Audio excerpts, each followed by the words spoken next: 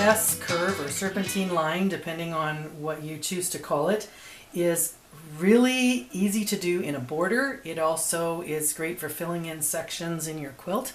And I'm just finishing up this really cute camping themed quilt, and I thought I would videotape this stitching pattern so that you could see how fast it goes. And as I'm approaching the corner, I'm going to show you how I turn the corner, because it's actually very flexible for going around the corners, which is nice in a border design. You don't have to stop and think too much about what's going to happen when you get to that point.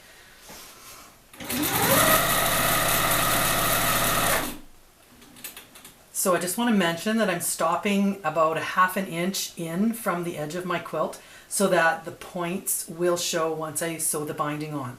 If that's not important to you and you want to sew right off the edge, that's fine too. It's just a totally different design style, and sometimes I do that as well. On this quilt I am leaving the points visible. And your curves can be as dramatic or as gentle as you want them to be. So it's a very flexible design. You want to have it merge with the edge. So if this was a seam here, or there was a stitching line, you would want these points to merge and then come back out. And I'm not worried about it on the edge because they're individual points, but along this seam line here, I'm just coming up with the curve and merging in with that and then coming back, so that I'm trying to keep them on kind of an angle. And if you're not careful about that, you can end up getting them more straight going this way, and there's nothing wrong with that if that's the effect you're going for. But if you want a more angled effect, then it's really important to get that top of that S point right into the seam there.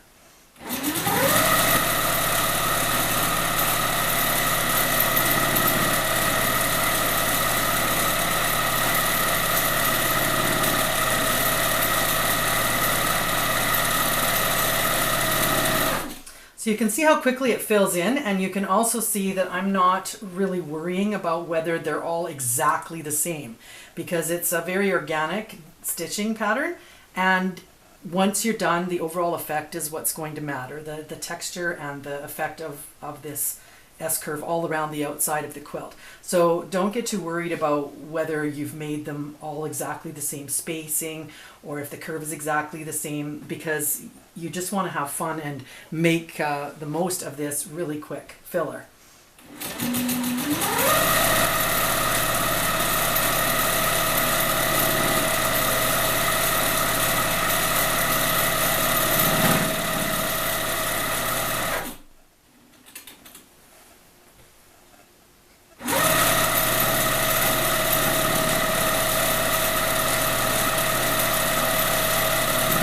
Coming to the corner here, and when I know I'm getting there, I want this last one to the point to be right at the point of my piecing there.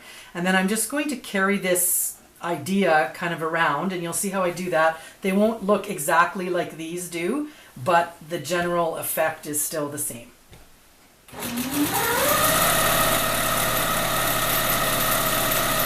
Always coming back to that point.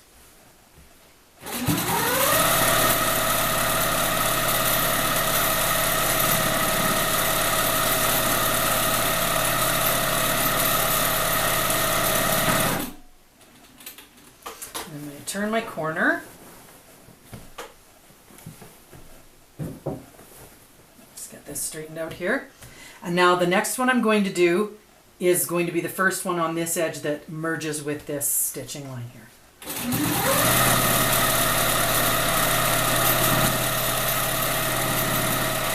And then I'm back to what I was doing on the other edge.